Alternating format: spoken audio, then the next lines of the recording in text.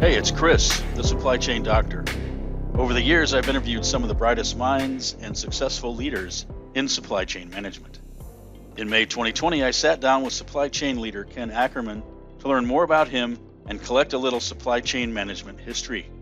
After the interview, Ken told me about a similar interview he had with Dr. Jim Stock many years prior and the related work Dr. Stock did.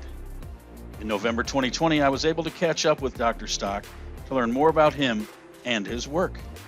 As an academic in the world of transportation, logistics, and what we now call supply chain management, Jim was well connected to many of the original academic thought leaders in the space. Jim did interviews with many of these thought leaders and shared them with me. The list includes Ken Ackerman, Don Bowersox, James Haskett, Bud Lalonde, John Langley Jr., Tom Menser, Tom Speh, and Daniel Wren. To carry on the great work started by Dr. Jim Stock, I am dusting off these interviews and bringing them to you to help you get a better understanding of supply chain management and become a more effective supply chain professional. I think that when you travel, you're finding anymore that you go to Germany and you're going to find a German company, but they're also operating in China and in the U.S. and South America, and you go to South America and you see these companies. You go to China and the same thing. I work with a Chinese company that has 6 offices in the United States. So, I mean, I don't think there's a huge difference because most companies now have become globalized.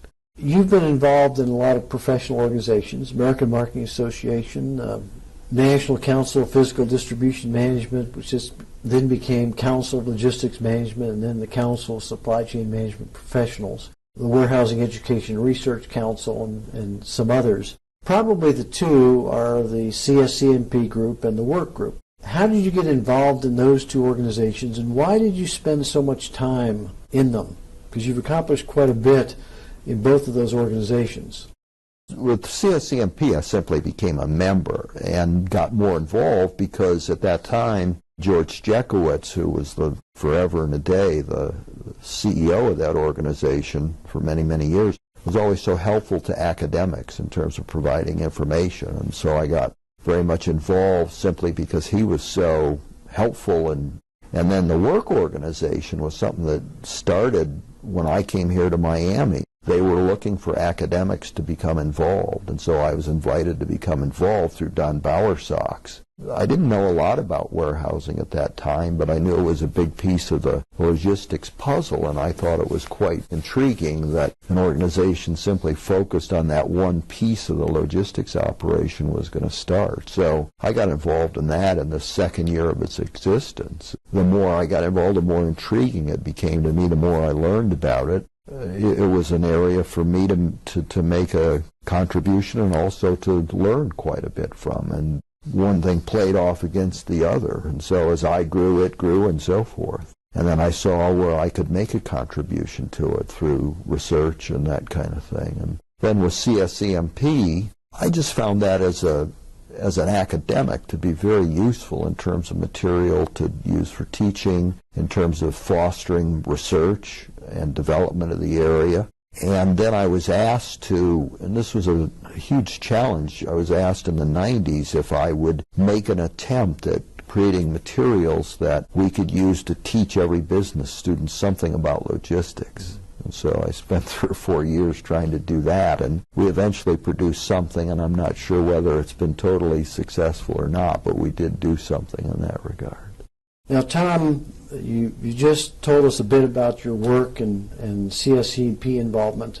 One of the things which was fairly significant is the establishment of the Work Research Center here at Miami. Can you tell us a bit about how that started and what was the focus and direction of that center? Yeah, that center got started in the late 80s, and what happened was we had a lot of difficulty in the work organization in finding people to do research and then tracking it and making sure it got done. And Tom Sharp, who was then the executive director, and I would spend many, many hours discussing, well, how can we get more research done? How can we make things happen? And we were sitting in a hotel room in San Francisco after the annual conference late at night, and we kind of kicked around, why don't we go to a university and establish a research center? I said, well, I'd be happy to give that a crack. And so we started thinking more about it and wrote up some ideas, passed them by the board. The board seemed interested. So I came back here and put together a proposal for a center, how it would be structured, how it would be run, how we'd work, how we'd come up with projects, then how we'd implement them, and then they would finally publish them. In 1987, we established the Warehousing Research Center at Miami University, and the university gave us some space. We had a nice complex of offices. I had 2 graduate assistants and a secretary, and that began our work. And our very first publication was probably one of the most exciting things ever published. It was a book of job descriptions in the warehouse. And frankly, it seems a little mundane, but in fact it was very well accepted by the warehousing community, and it turned out to be very useful for a lot of companies in establishing their own set of job descriptions. That one particular study has been continued. Yeah. In fact, a lot of the studies that we did have been either updated, revised, or redone over time. Because we did studies of benefit programs, we did studies of compensation, and all those have been redone over time. And then we've done some ones that were pretty much long-running things that were self-standing, like we did a major notebook on warehouse safety. Again, very useful for a warehouse. They didn't have to reinvent the wheel. We gave them a safety program. And where do those research ideas come from? Well, they initially came from, we had a research committee, and we would meet a couple times a year, and we would hash around, well, what's an issue that really needs resolution? And these were not academic studies. These were purely and simply business problems that people wanted answers to. So they were what I call dog-eared type reports, and that is you'd walk into someone's office and our reports would be dog-eared because people used them to manage their warehouse. So they got used, and that was always a primary criteria, is let's do something that the people in the warehousing community are going to find useful in managing their warehouse. Now, how long did the center exist here at Miami, and what is its status now? It existed for 14 years. In about 2000, work was spending quite a bit of money on it, inflation and so forth over time. I was getting a little tired of it. I think they wanted to maybe go a different direction, and so we mutually decided, well, 14 years has been a great run, let's go in a different directions. It kind of ended in around 2000, 2001. So they're much like CSCMP today in terms of research, doing one-off projects here and there? Right. So they've totally changed their focus, which is probably good, because now they have a variety of researchers, different people, different universities, different consultants, and gives them a much wider range. I mean, our range was restricted because, I had MBA graduate assistants, not PhDs, so that restricted some of the things that we could do. Now, how did your colleagues view that? Because it was very applied research, and academics usually are interested in theoretical. I think they respected it. They knew it was not theoretical. They knew it wasn't creating new theory. But I think they respected the fact that it made a contribution to making some aspect of the business process better. I mean, at least at Miami, I don't know how people outside here would look at it, or other people, but at least the colleagues in my department looked at it that way. They used to kid me all the time about working for a radio station, WERC. Now, some general questions about the past, present, and future of the discipline. Being involved in discipline now for almost 4 decades, looking back over that time, what do you think were the most significant developments in logistics and supply chain management, and who were the major players on the academic side? There's been a lot of players. I mean, the significant players are the people that I think of as like the godfathers of this area. Would have to include Don Bowersox, Bud Lalonde. Those 2 guys, I think, really jump-started what went on in this area. The 2 of them worked together, which I think was significant. I mean, they created more together than they would have separately, and I think they had a major impact, and did for a long, long, long time. John Coyle at Penn State, I put in that category, major impact textbook-wise particularly, and a great educator and someone who I found just a great care and concern for his students at all levels, doctoral students, undergraduates, and he was really a complete player, and I think that he added an awful lot. You could even look at someone like a Charlie Taft at Maryland that nobody thinks a lot about, but in the transportation area for years and years and years. I mean, his was the book that everybody read, and he was editor of the Transportation Journal and had a lot high standards, and I think he made a major impact in the transportation area. And then, if we look at people that came along a little bit later, I would certainly say that Hal Lee at Stanford has made a major impact, particularly in a way that I think he conceptualizes supply chain and some of the ideas that he's come up with and in terms of what's really important and how you design the supply chain. And he's done a really good job, I think, of blending the practical with the theoretical, and so I think that's been impressive. Now, it's interesting, there's been some articles in Journal Business Logistics and some other journals and looking at logistics family trees. You look at folks, some of the ones you just mentioned, Don Bowersox at Michigan State with probably 30 PhD students that he's chaired dissertations for in his career. Bud Lalonde at Ohio State with even more. John Coyle with lots of doctoral students. And it's interesting as you look at the people who've been productive in the last 20 years, a lot of them are their students. Why do you think that's the case? It's a matter of attraction. I mean, when you look around and you say, well, who's really doing things? And you say, well, gee, they're doing things at Michigan State and Ohio State and Penn State. Students get attracted to there because they see the track record. So, I mean, it's kind of like a rolling stone. It's going to pick up a lot of things as it's moving. And I think all of those guys got a momentum going, and once you get the momentum going, you're going to attract good students, therefore you're going to put out good material, therefore you're going to attract more good students, and the engine keeps rolling. Mm-hmm.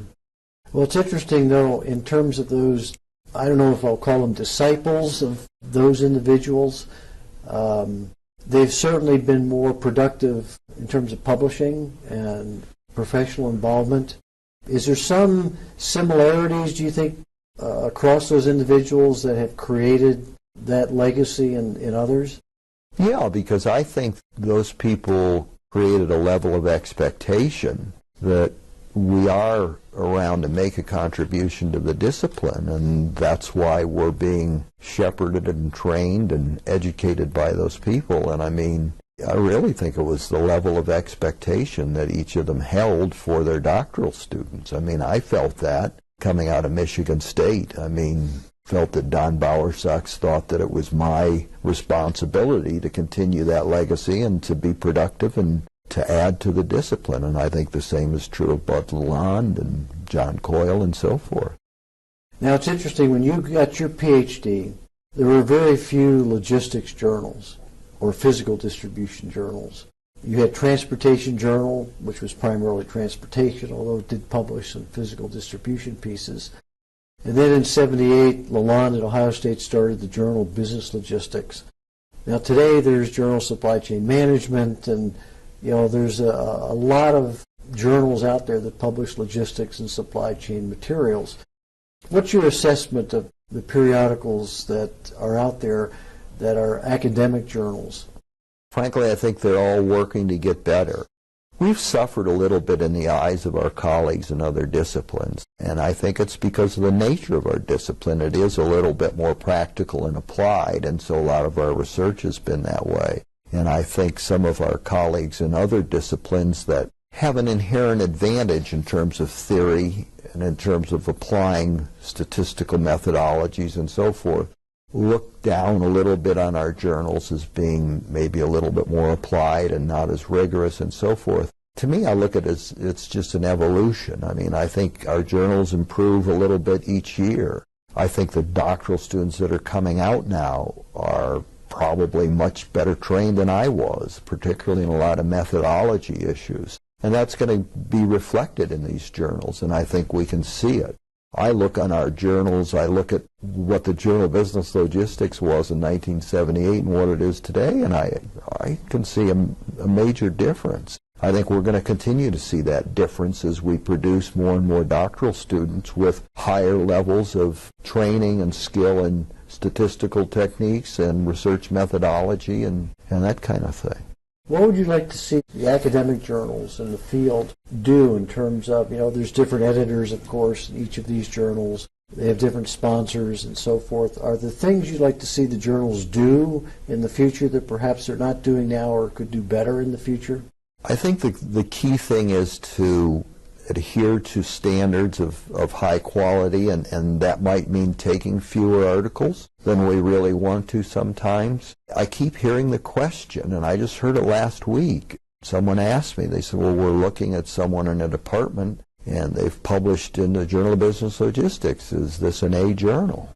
It's an interesting question. And I said, of course it's an A journal. It's the best journal in logistics. And they say, yeah, but is it as good as the Journal of Marketing? And I said, well, they're two different things. Come on. I mean, different subject matters, different orientations. So I do think that if we want people in logistics to continue to be able to progress at their universities and get promoted, that we have to be mindful of maintaining and increasing the level of rigor in those journals so that we don't get these questions from some people in other disciplines all the time. Does that mean or infer that they need to publish in non-logistics journals as well? In my opinion, no, but I don't think I'm necessarily speak for everybody. I think that in a lot of instances, I think you would see non-logistics colleagues thinking that the logistics people should publish in a variety of journals, just not the logistics journals.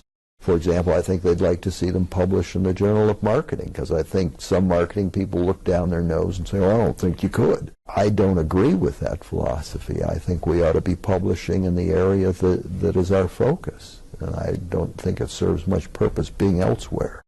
You mentioned in discussing the logistics supply chain periodicals, those being more applied, which the discipline has been over the years, and you mentioned the term rigor. Do you think you can have as much rigor in application as you can have rigor in theory? Certainly. When I review things, I think you can be rigorous in any way you're approaching something. I mean, you've got to define what you're working in. You've got to set it up right. You've got to carry it out right. I don't think it much matters whether you're talking application or theory. I think there's absolutely rigor. They're just different kinds of rigor.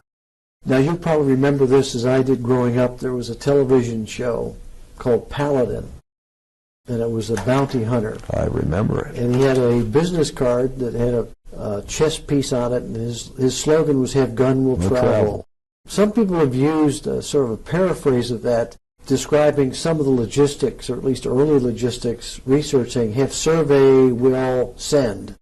We've certainly seen a lot of survey research in logistics and supply chain management. We're starting to see more qualitative research. What do you think the role is of qualitative versus quantitative research in logistics and supply chain management?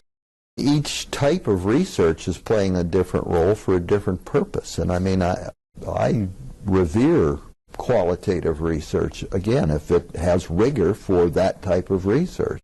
I don't think that we can sacrifice the rigor and say, well, this is qualitative research, so therefore there's no rigor in it. I think there's a rigorous way of doing qualitative research. And I think we should be thinking of doing that kind of research in logistics. I think we should be thinking of all kinds of research. I do think we're challenged, though, and that we do need to do a lot of survey research, but that's getting harder and harder to do as we're over-surveying our population out there. Yeah, it's getting more and more difficult. Many of the professional organizations who were very pro-academic in their orientation have cut back in terms of allowing academics to use their membership for surveys. Do you think that's a good thing? No, but they control their membership. I don't think there's much we can do about it.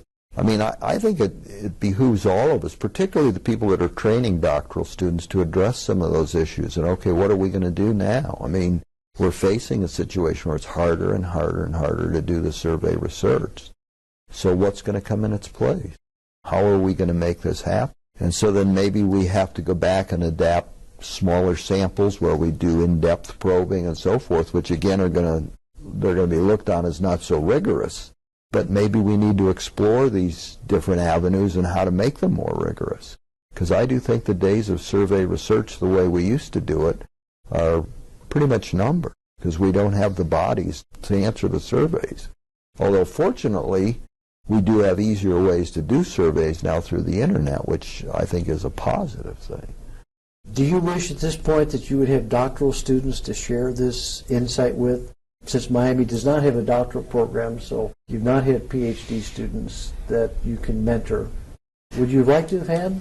I have. I mean, I've been on 3 or 4 doctoral committees. In fact, I'm on one now from other universities. So I've had that experience. Some of it was good, some of it wasn't so enjoyable. I can't say as I've really think I missed a lot. Probably could have been a lot more productive in terms of my own research if I'd had doctoral students to work with and help publish articles. But I did have enough of that experience as an outsider sitting on doctoral committees over the years that I don't feel like I've missed a lot.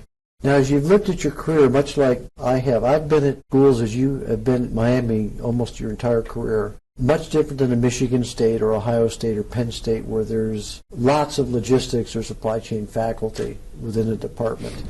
You've essentially been pretty much alone or near alone. How has it been for you as opposed to having a lot of colleagues in the same department and just being essentially by yourself for most of your career? It's true, yes, in the university sense, but I never felt like I was alone because I did so much work with colleagues like you and other people at other universities who were in similar situations. So I never felt the need to have someone necessarily on campus, on board to do things. But what I did was I've worked with a colleague in accounting. We have 3 publications together. I got a colleague in finance. We have a publication. So that's one of the things I did, was try to reach out and bridge the discipline a little bit with other disciplines, at least within this university. But most of the time in doing research, it's been with colleagues like you and I have worked together on several things. I didn't find any problem with that. And now that Miami does have a supply chain program and so forth, it is nice to have some colleagues around. But frankly, I haven't published anything with them particularly. So my pattern is still pretty much the same. At this point in your career, you're retired from your present position, you're emeritus, but you're still employed part-time through the university MBA program. You're working part-time for the Council of Supply Chain Management Professionals. Tell us a little bit about what you do now and how long you think that will continue. Who knows how long it will continue, how long they'll keep me, how long they'll have me. In the MBA program, I work with our director. Primarily, we require students to do a global consultancy, which means they're overseas working in a company for 5 weeks. So we have 5 teams in China and 4 teams in Europe. And my job is to set those up, get them arranged, coordinate them, get the students with the company, get the project designed, monitor the projects, get their travel arranged, and so forth. I also work in recruiting students to the program and placing them, so it keeps me pretty busy. Then at CSCMP, I'm what they call the Director of Strategic Initiatives, which is kind of looking at the new areas that we can get into. Right now I'm working very much with Rick Blaskin on developing on-site training programs for companies that we want to, as CSCMP, go into company X and put on a 3-day program for their supply chain people. We've got a lot of material developed, and now we're in the process of meeting companies and working on that. And the other thing that I do is set up international conferences that CSCMP is holding around the world.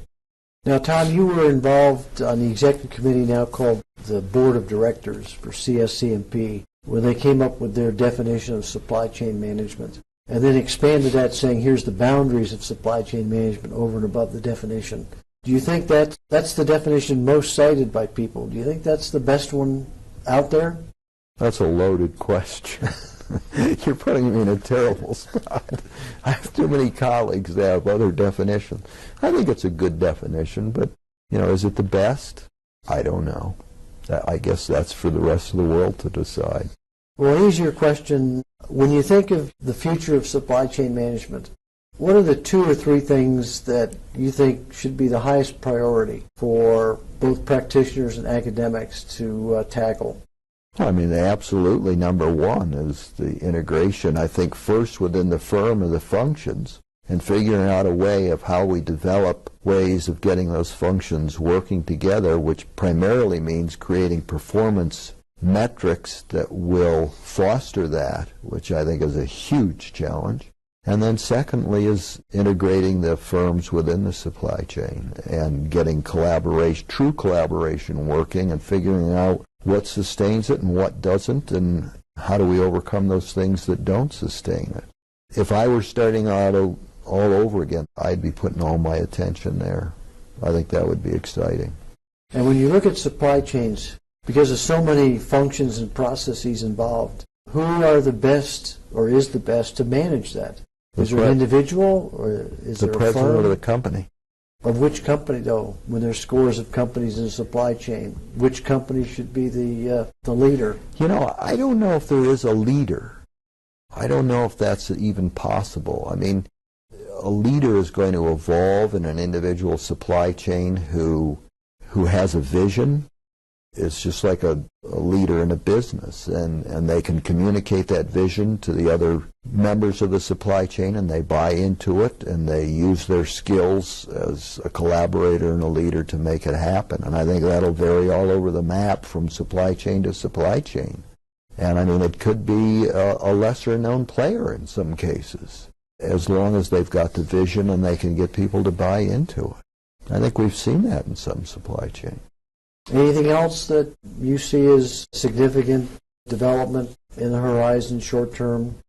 Always a key issue is going to be technology, particularly information technology, because that's going to enable eventually better communication, which is going to allow better collaboration. That's going to continue to develop, and probably faster than it has in the past. I don't think that we can sit around and simply say, well, we can rest on our laurels because the communication is going to take place because we're going to have better IT. You still have to have the people with the vision of getting the companies to work together. But I do think as we improve the IT, that's going to be made easier. You mentioned in the era that you would like to live in would have been the late 1800s. Mm-hmm. Well, certainly at that time, probably management expertise exceeded technology expertise in terms of communication systems, and obviously no computers were around then. And some have argued that the technology is ahead of the management expertise. Would you agree with that today? Today, yeah, I think it is. So what do we need to do to improve management to the level of the technology? You know, it goes back to education. And I think it goes back to us at the university level, at all 3 levels, undergraduate, master's, and PhD. If we can't instill those ideas, not just in the supply chain people, but in the finance people, the marketing people, then we're probably not going to make that progress. And that's what I would like to see. I mean, more and more universities now I see requiring supply chain management of all of the majors. We do now. And I think those kind of things are really important steps because it opens eyes, and at least when someone is in finance and they get in a leadership role, they're going to at least have some background to understand that they're part of a bigger puzzle. Well, we've covered lots of things. Is there a capstone or summary statement you would like to make as we close our interview? I guess I just wish I could have been more like Jim Stock in my career. We'll edit that out. No. As a capstone statement, I don't regret a day that I spent in this discipline. I feel blessed to have been in it and to have maybe made a small contribution to it. There's great people in it. There's great institutions that are in it. The future is probably, for this discipline, brighter than anything that ever happened in the past. And I'm envious of young people that are coming into it for all of the things that they can do and the challenges that exist, and that they get to approach those challenges and make some contributions. We're really at the beginning of supply chain management, and the people that are coming out now have a great opportunity to make some terrific strides. They're lucky. The Supply Chain Doctor interviews thought leaders and visionaries who have had an impact on the field of supply chain management, shares professional development concepts for practitioners, and investigates current and future trends in the industry. Interested in sponsoring this show to help you get your message out? Send a note to chris@thescdr.com. We can also help with world-class supply chain education and workshops for you and your team. Thanks for listening.